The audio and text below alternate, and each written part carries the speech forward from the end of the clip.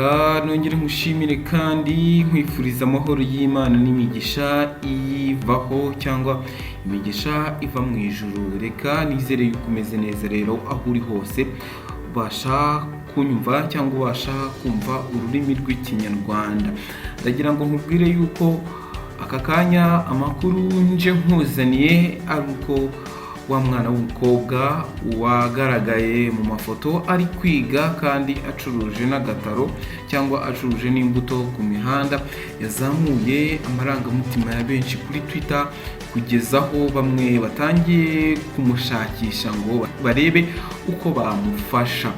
Inkuru dukesha TV10 yahawe umutwe ugira uti umwana ucuruza agataro anasubiramo amasomo yakoze benshi ku mutima. Iyo nkuru ikomeza igira iti amashusho n'ifoto by'umwana w'umukobwa wo mu mujyi wa Kigali wagaragaye yicaye ku muhanda ari gucuruza imbuto ku gataro ari no gusubiramo amasomo yazamuye amarangamutima ya benshi bavuga ko akwiye gufashwa kubera iri shyaka afite. Iyi foto ndetse n'amashusho y'umwana w'umukobwa byashyizwe kuri Twitter n'uwitwa Tito Harerimana kuri uyu wa gatanu tariki ya 13 Gicurasi. Ubutumwa bwa Tito Harerimana werekeje iyi foto bugira buti nkibona uyu mwana w'umukobwa nabonye ishyaka, umuhate, umurava, gukunda umurimo, gukunda ishuri, ubwitange, guhatana, ubutsinzi, urukundo, icyizere cy'ejo hazaza. Numva ndanezerewe kuko ubu butwari ububona hake. Nabonye kwiga ibirenze ibi. Imana igihe umugisha uyu muhate. Tito Harerimana yabwiye Radio TV10 ko aya mashusho yayafashe kuwa kabiri w'iki cyumweru ubwo yari mu nzira higendera Igikondo hafi y'ahazwi nka Sansenike. Akabona uyu mwana yicaye ku muhanda ari gucuruza agataro ndetse anasubiramo amasomo.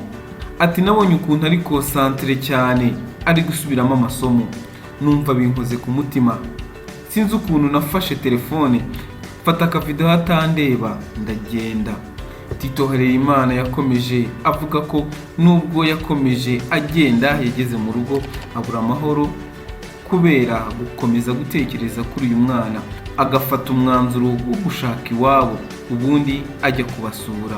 Ati nageze mu rugo nkomeza kurwana n'umutima kuko nabonaga akwiriye gufashwa. Ndavuga nti abantu bose bankurikira kuri Twitter ni iki nakora kugira ngo afashwe. Tito Harerimana ukurikirwa n'abantu babarirwa mu 34,000 kuri Twitter avuga ko yahise yiyemeza gushyira aya mashusho kuri urubuga nkoranyambaga ndetse agashaka n'ubutumwa bwasobanura imbamutima yiyumvagamo kugira ngo arebe ko hari abagira neza bagira icyo bagira bafasha uyu mwana w'umukobwa. Yabaririje iwabo barahamurangira ubundi ajyayo asanga uyu mwana witwa Minu Wikuzo avukana n'abana 6 bafite umubyeyi umwe udafite akazi ahubwo akaba atunzwe n'amafaranga ava mu bucuruzi bw'imbuto zicuruzwa n'uyu mwana w'umukobwa. Tito Harerimana avuga ko ubwo yasuraga umuryango w'uyu mwana yasanze ubayeho mu buzima bugoye dore ko uwo munsi uyu mwana yari yanabuze igishoro cy'uwo munsi. Umubyeyi w'uyu mwana usanzwe akora akazi ko mu rugo mu baturanyi akaba ari urangura uyu mwana w'imbuto ubundi nawe akajya kuzicuruza. Amina Uwikuzo wabwiye Tito Harerimana ko akunda kwiga ku buryo yumva yifuza kugera kure akazabasha gukura umuryango we muri iyi mibereho igoye. Yiga mu mwaka wa 3 w'amashuri yisumbuye mu rwunge rw'amashuri rwa Mburabuturo. Ubucuruzi bwe abukora ku mugoroba saa 11 avuye ku masomo ndetse no mu minsi igize impera z'icyumweru akabasha kubona bimwe mu bitunga iwabo ndetse nawe ubwe akabasha kugura ikayi n'ikaramu. Umuryango w'uyu mwana utuye mu mudugudu wa Bwiza, akagari ka Rwampara, umurenge wa Kigarama, aha ni mu karere ka Kicukiro. Bamwe mu babonye aya mashusho ku mbuga nkoranyambaga bakozwe ku mutima nayo bavuga ko uyu mwana w'umukobwa akwiye gufashwa ndetse bahita batangira kubaza uburyo bamugeraho. Fayita Mbabazi usanzwe akora mu bikorwa byo guteza imbere abari n'abategarugori yahise abaza ati uyu mwana twabona dute uwaba yafashe izina rye. Ururabo Rose nawe yagize ati uyazavamo umuntu ukomeye kuko Imana yishimira abantu bameze gutya. Tito shaka ukuntu wamuhuza na Aline Gahongayire uko biri kose hari icyo yamufasha. Rutakariye nawe yagize ati Imana imubeho pe, uyu muhate ntuzapfa ubusa. Renewila nawe ati mutuye Nyagasani gutanga igeno kugira ngo azamugeze ku nzozi ze. Ngayo nguko. Umukuru wa banki nkuru y'u Rwanda aravuga ko ibiciro ku masoko bizakomeza kwiyongera uyu mwaka. John Rwangombwa yabivugiye mu kiganiro yagiranye n'abanyamakuru kuri uyu wa kane agaragaza ishusho y'ubukungu bw'u Rwanda mu gihembwe cya kabiri cy'uyu mwaka. Kigali, Jean Baptiste Mico Myiza. Umukuru wa banki nkuru y'u Rwanda John Rwangombwa mu gusobanura impamvu y'izamuka ry'ibiciro ku masoko mu Rwanda abanza kwerekana ko irizamuka ari ikibazo ku rwego rw'isi. Nk'uko byatangajwe n'ikigega mpuzamahanga cy'imari IMF, ubukungu bw'isi buri mwaka buzagenda neza nk'uko byagenze mu mwaka ushize kubera ibibazo cyane cyane bigendanye n'intambara yo muri Ukraine, aho ubukungu buteganya kuzamuka gatatu n'ibice bitandatu ku ijana uyu mwaka ugereranyije n'uko bwari bwazamutse gatandatu n'ibice kimwe ku ijana. Iki nanone gitera ibibazo kuri China, haracyari covid, bazafite ingamba zikaze zo kurwanya covid, ibyo bituma imijyi minini yabo ihangana n'isi yose barayifuza yashyize muri guma mu rugo, rero bigitera no kugaruka mu buzima rusange. Ku mwihariko w'u Rwanda, John Rwangombwa avuga ko ibiciro ku masoko bigenda bizamuka, aho mu gihembwe cya mbere byazamutse kuri 5.9 ku ijana, umwaka ukazarangira bimaze kuzamukaho 9.2 ku ijana. Ibiciro ku masoko biziyongera hafi 9.2 ku ijana. Igihembwe cya mbere byari 5.9 ku ijana. Muri iki gihembwe cya kabiri nyaruguru 8.5 ku ijana on average ufashe umuzanirwa.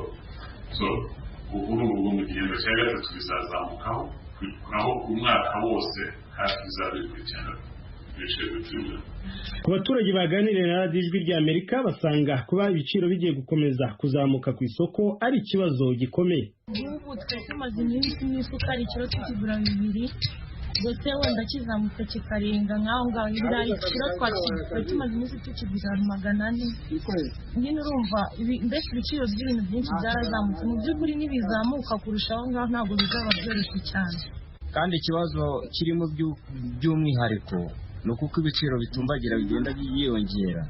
Abafite akazi, abakoresha babo nuko batabongera n'umushahara. Nyine abantu bavuga ko bigoye byanazamutse, ariko ubwo tuzajyana n'ibiriho nyine, abaryaga kabiri tuzeranda turye rimwe abadafite ubushobozi. Kuri izi mpungenge z'aba baturage, umukuru wa banki nkuru y'u Rwanda avuga ko hari ibyo leta irimo gukora mu rwego rwo kugabanya ubukana bw'iki kibazo, ku buryo umwaka utaha hari icyizere ko ibiciro ku masoko bizamanuka. Hari ibyo leta yakoze kandi ikomeza kugerageza gufasha abaturage no kongera ubwunganire bukomoka kuri peteroli, hari ubwunganire mu nyongeramusaruro zituruka hanze ko zahenze cyane. Ibyo ni byo leta igerageza gukora kugabanya uko ibintu bigenda bigira ingaruka ku baturage. Ariko mu by'ukuri niyo leta ikora, natwe ibyo dukora na Central Bank birunganira kugabanya ubwo bukana, ariko ntabwo bikuraho kuko ni ikibazo kiturenze giturutse hanze. Nubwo ibiciro bikomeje kuzamuka ku isoko, banki nkuru y'igihugu yo ivuga ko mu Rwanda ibipimo byerekana ko ubukungu bwakomeje kuzamuka, aho igipimo cyifashishwa mu gusuzuma icyerekezo cy'ubukungu mu gihe cya vuba cyerekana ko ubukungu bwazamutse 13.7 ku ijana mu gihembwe cya mbere cy'umwaka wa 2022 ugereranije n'igihembwe cya mbere cya 2021 cyo cyari cyazamutseho 11.9 ku ijana. Iri zamuka ry'ubukungu banki nkuru y'u Rwanda ivuga ko riva ku koroshya ingamba zo kurwanya COVID-19 zatumaga ibikorwa byongera ubukungu bigenda buhoro. Jean Baptiste Mico Myiza, Ijwi ry'Amerika, i Kigali.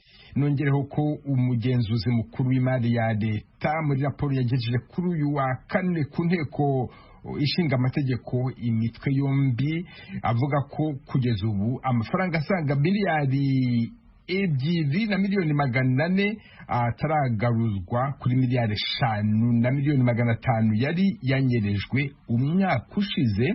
Abadepite bumijwe no kumva ko umutungo wa leta ugenda ntihabe inkurikizi.